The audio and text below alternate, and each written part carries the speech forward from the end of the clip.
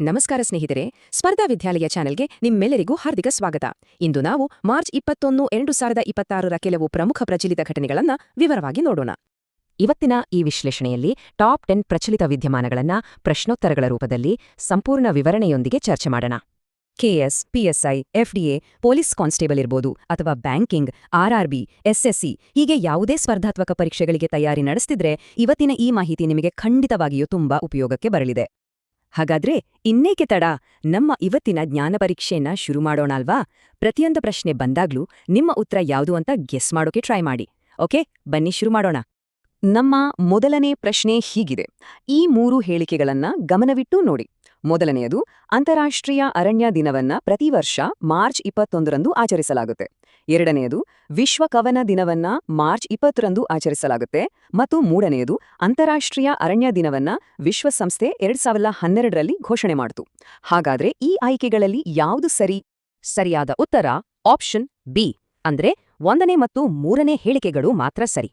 ಈಗ ಯಾಕೆ ಹೀಗೆ ಅಂತ ಸ್ವಲ್ಪ ಡೀಟೇಲ್ ಆಗಿ ನೋಡೋಣ ಬನ್ನಿ. ನೋಡಿ, ಮೊದಲನೇ ಹೇಳಿಕೆ ಕರೆಕ್ಟ್ ಆಗಿದೆ, ಅಂತಾರಾಷ್ಟ್ರೀಯ ಅರಣ್ಯ ದಿನ ಮಾರ್ಚ್ 21.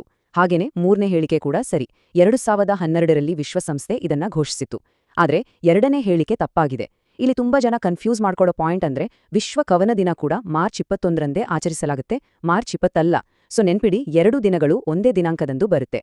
ಸರಿ, ನಮ್ಮ 2ನೇ ಪ್ರಶ್ನೆ INS ತಾರಾಗಿರಿ ಬಗ್ಗೆ. ಈ 4 ಸ್ಟೇಟ್ಮೆಂಟ್ಸ್ ಗಮನಿಸಿ. 1, ಇದು ಪ್ರಾಜೆಕ್ಟ್ 17A ಅಡಿಯಲ್ಲಿ ಬರುವ ನೀಲಗಿರಿ ಕ್ಲಾಸ್ ಸ್ಟೆಲ್ತ್ ಫ್ರಿಗೇಟ್. 2, ಇದನ್ನ ಏಪ್ರಿಲ್ 3, 2026ರಂದು ನೌಕಾಪಡೆಗೆ ಸೇರಿಸಲಾಗುತ್ತೆ. 3, ಇದು 100% ವಿದೇಶಿ ತಂತ್ರಜ್ಞಾನದಿಂದ ಮಾಡಲ್ಪಟ್ಟಿದೆ. ಮತ್ತು 4, ಇದರಲ್ಲಿ ಬ್ರಹ್ಮೋಸ್ ಮತ್ತು ಬರಾಕ್ 8ನಂತಹ ಕ್ಷಿಪಣಿಗಳಿವೆ. ಇವುಗಳಲ್ಲಿ ಸರಿಯಾದ ಹೇಳಿಕೆಗಳ ಗುಂಪು ಯಾವುದು? ಇದಕ್ಕೆ ಸರಿಯಾದ ಉತ್ತರ ಆಪ್ಷನ್ ಎ, ಅಂದ್ರೆ 1, 2 ಮತ್ತು 4ನೇ ಹೇಳಿಕೆಗಳು ಮಾತ್ರ ಸರಿ. ಈಗ ಒಂದೊಂದಾಗಿ ಪ್ರತಿಯೊಂದು ಹೇಳಿಕೆಯನ್ನ ವಿಶ್ಲೇಷಿಸೋಣ. ಇಲ್ಲಿ 3ನೇ ಪಾಯಿಂಟ್ ಇದೆಯಲ್ಲ, ಅದು ತುಂಬಾನೇ ಇಂಟ್ರೆಸ್ಟಿಂಗ್ ಮತ್ತು ಪರೀಕ್ಷೆಗೆ ಬಹಳ ಮುಖ್ಯ. ಹೌದು, ಇದು ಪ್ರಾಜೆಕ್ಟ್ 17A ಅಡಿಯಲ್ಲಿ ಬರುತ್ತೆ ಮತ್ತು ಇದರಲ್ಲಿ ಶಕ್ತಿಶಾಲಿ ಬ್ರಹ್ಮೋಸ್ ಕ್ಷಿಪಣಿಗಳೂ ಇವೆ.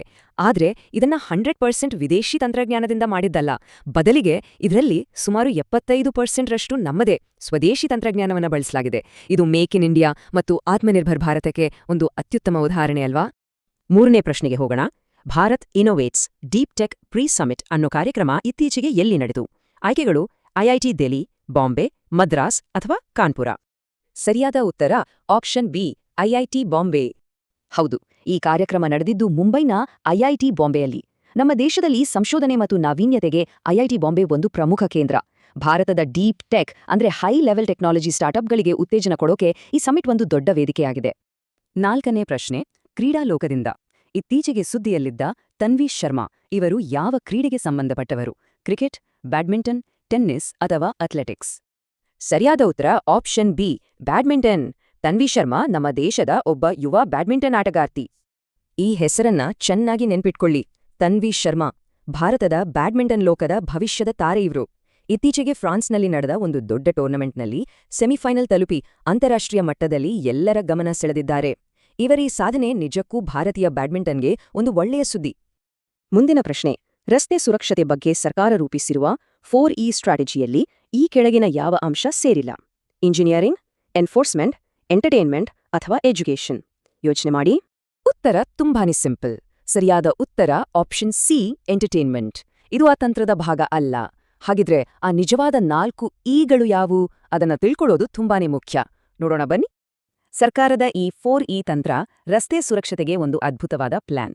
ಆ 4 ಇಗಳು ಅಂದ್ರೆ, ಮೊದಲನೇದು ಎಂಜಿನಿಯರಿಂಗ್ ಅಂದ್ರೆ ಉತ್ತಮ ರಸ್ತೆ ವಿನ್ಯಾಸ. 2ನೇದು ಎನ್ಫೋರ್ಸ್ಮೆಂಟ್ ಅಂದ್ರೆ ಟ್ರಾಫಿಕ್ ನಿಯಮಗಳ ಕಟ್ಟುನಿಟ್ಟಿನ ಜಾರಿ. 3ನೇದು ಎಜುಕೇಷನ್ ಅಂದ್ರೆ ಜನರಲ್ಲಿ ಅರಿವು ಮೂಡಿಸೋದು. ಮತ್ತು ಕೊನೆಯದಾಗಿ 4ನೇದು ಎಮರ್ಜೆನ್ಸಿ ಕೇರ್ ಅಂದ್ರೆ ಆಕ್ಸಿಡೆಂಟ್ ಆದ ನಂತರ ತಕ್ಷಣದ ಚಿಕಿತ್ಸೆ. ಈ 4ರ ಮೂಲಕ ಝೀರೋ ಫ್ಯಾಟಾಲಿಟಿ ಅಂದ್ರೆ ಅಪಘಾತಗಳಿಂದ ಶೂನ್ಯ ಸಾವು ಅನ್ನೋ ಗುರಿಯನ್ನ ತಲುಪೋದು. ನಮ್ಮ 6ನೇ ಪ್ರಶ್ನೆ ಭಾರತದ ಅಭಿವೃದ್ಧಿಗೆ ಸಂಬಂಧಿಸಿದ್ದು. ಮೆಟ್ರೋ ರೈಲು ನೆಟ್ವರ್ಕ್ ವಿಷಯದಲ್ಲಿ ವಿಶ್ವದಲ್ಲಿ ಟಾಪ್ 3 ದೇಶಗಳು ಯಾವುವು? ಸರಿಯಾದ ಕ್ರಮದಲ್ಲಿರುವ ಆಯ್ಕೆಯನ್ನ ಗುರುತಿಸಿ. ಸರಿಯಾದ ಉತ್ತರ ಆಪ್ಷನ್ ಸಿ. ಮೊದಲ ಸ್ಥಾನದಲ್ಲಿ ಚೀನಾ ಇದೆ, 2ನೇ ಸ್ಥಾನದಲ್ಲಿ ಅಮೆರಿಕ ಮತ್ತು ನಮ್ಮ ಭಾರತ 3ನೇ ಸ್ಥಾನದಲ್ಲಿದೆ. ಈ ಚಾರ್ಟ್ನಲ್ಲಿ ನೋಡಿದ್ರೆ ಸ್ಪಷ್ಟವಾಗಿ ಗೊತ್ತಾಗುತ್ತೆ.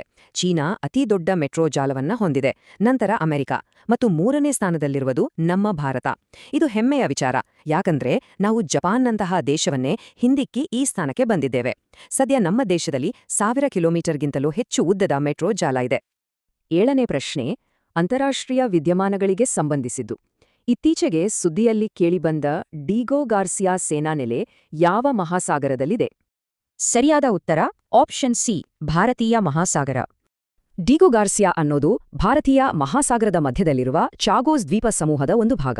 ಇದು ಅಮೆರಿಕ ಮತ್ತು ಬ್ರಿಟನ್ನ ಜಂಟಿ ಸೇನಾ ನೆಲೆಯಾಗಿರೋದ್ರಿಂದ ಜಾಗತಿಕವಾಗಿ ತುಂಬಾ ಸ್ಟ್ರಾಟಜಿಕ್ ಆದ ಲೊಕೇಶನ್.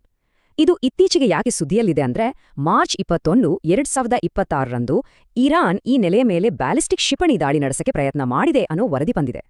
ಇದರಿಂದ ಮಧ್ಯಪೂರ್ವದ ಸಂಘರ್ಷ ಈಗ ಭಾರತೀಯ ಮಹಾಸಾಗರಕ್ಕೂ ಕಾಲಿಟ್ಟಿದೆ ಅಂತ ಗೊತ್ತಾಗುತ್ತೆ. 8ನೇ ಪ್ರಶ್ನೆ ನಮ್ಮ ಪರಿಸರಕ್ಕೆ ಸಂಬಂಧಿಸಿದ್ದು. ಅಸ್ಸಾಂನ ಮಾನಸ್ ಹುಲಿ ಸಂರಕ್ಷಿತ ಪ್ರದೇಶದ ಬಗ್ಗೆ ಈ 4 ಹೇಳಿಕೆಗಳನ್ನ ಗಮನಿಸಿ. 1. ಇದನ್ನ 1928ರಲ್ಲಿ ವನ್ಯಜೀವಿ ಅಭಯಾರಣ್ಯ ಅಂತ ಘೋಷಿಸಲಾಯಿತು. 2. ಪ್ರಾಜೆಕ್ಟ್ ಟೈಗರ್ ಅಡಿಯಲ್ಲಿ 1973ರಲ್ಲಿ ಇದೊಂದು ಟೈಗರ್ ರಿಸರ್ವ್ ಆಯಿತು. 3. ಇದು ಯುನೆಸ್ಕೋ ವಿಶ್ವ ಪರಂಪರೆಯ ತಾಣಗಳ ಪಟ್ಟಿಯಲ್ಲಿ ಇಲ್ಲ. ಮತ್ತು 4. ಇದಕ್ಕೆ ಮಾನಸ್ ನದಿಯಿಂದ ಹೆಸರು ಬಂದಿದೆ. ಇವುಗಳಲ್ಲಿ ಸರಿಯಾದ ಹೇಳಿಕೆಗಳು ಯಾವುವು? ಸರಿಯಾದ ಉತ್ತರ ಆಪ್ಷನ್ ಬಿ, ಅಂದರೆ 1, 2 ಮತ್ತು 4ನೇ ಹೇಳಿಕೆಗಳು ಮಾತ್ರ ಸರಿ. ಇದರ ವಿವರಣೆಯನ್ನ ನೋಡೋಣ. ಮೊದಲನೇ 2 ಹೇಳಿಕೆಗಳು ಸರಿ.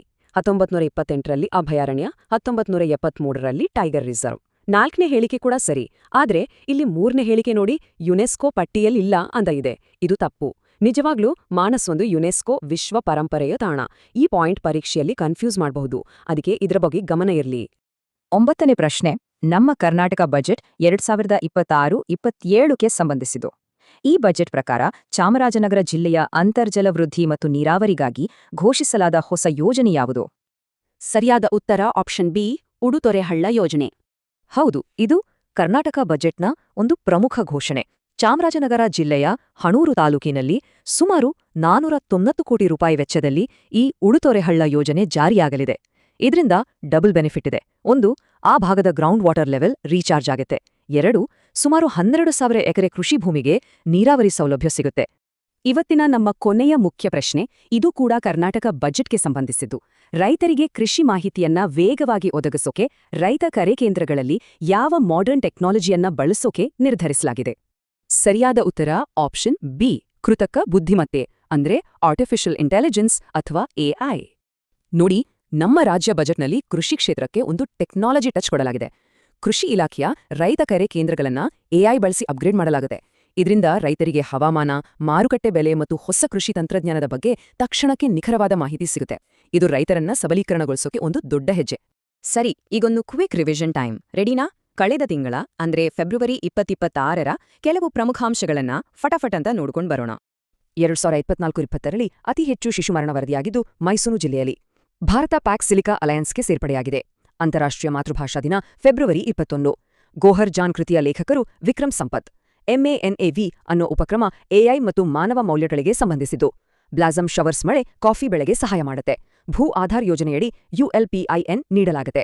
2026ರ ಭೈರಪ್ಪ ಸಾಹಿತ್ಯ ಪ್ರಶಸ್ತಿಗೆ ಪ್ರಕಾಶ್ ಬೆಳವಾಡಿ ಆಯ್ಕೆಯಾಗಿದ್ದಾರೆ. ಮತ್ತು ಲೋಸರ್ ಹಬ್ಬ ಟಿಬೆಟಿಯನ್ ಬೌದ್ಧರ ಹೊಸ ವರ್ಷಾಚರಣೆ. ಸರಿ, ಇವತ್ತಿನ ಚರ್ಚೆಯನ್ನ ಮುಗಿಸೋ ಮುಂಚೆ ನಿಮಗೊಂದು ಸಿಂಪಲ್ ಆದ್ರೂ ಇಂಟ್ರೆಸ್ಟಿಂಗ್ ಪ್ರಶ್ನೆ. ಭಾರತದ ರಾಷ್ಟ್ರೀಯ ಜಲಚರ ಪ್ರಾಣಿ ಯಾವುದು? ನಿಮ್ಮ ಉತ್ತರ ಏನು ಅಂತ ಕೆಳಗೆ ಕಾಮೆಂಟ್ಸಲ್ಲಿ ಹಾಕಿ. ಇವತ್ತಿನ ಈ ವಿಶ್ಲೇಷಣೆ ನಿಮಗೆ ಇಷ್ಟ ಆಗಿದ್ರೆ ದಯವಿಟ್ಟು ಒಂದು ಲೈಕ್ ಮಾಡಿ, ಪರೀಕ್ಷೆಗೆ ತಯಾರಿ ಮಾಡ್ತಿರೋ ನಿಮ್ಮ ಫ್ರೆಂಡ್ಸ್ಗೂ ಶೇರ್ ಮಾಡಿ, ಮತ್ತು ನಮ್ಮ ಚಾನಲ್ಗೆ ಸಬ್ಸ್ಕ್ರೈಬ್ ಮಾಡೋದನ್ನ ಮರಿಬೇಡಿ. ಹೆಚ್ಚಿನ ನೋಟ್ಸ್ಗಾಗಿ ನಮ್ಮ ಟೆಲಿಗ್ರಾಮ್ ಚಾನಲ್ ಕೂಡ ಸೇರಬಹುದು. ಮುಂದಿನ ವಿಶ್ಲೇಷಣೆಯಲ್ಲಿ ಮತ್ತೆ ಸಿಗೋಣ. ಎಲ್ಲರಿಗೂ ಧನ್ಯವಾದಗಳು.